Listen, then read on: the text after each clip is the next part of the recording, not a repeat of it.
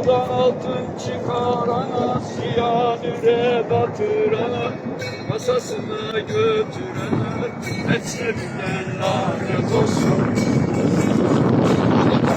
Dağdan altın çıkarana, siyanüre batırana, kasasına götürene, sayana da lanet olsun. Çevreciler söz söyledi, cümle halkı tadeledi. Sorarlarsa kim söyledi, sorana da lanet olsun.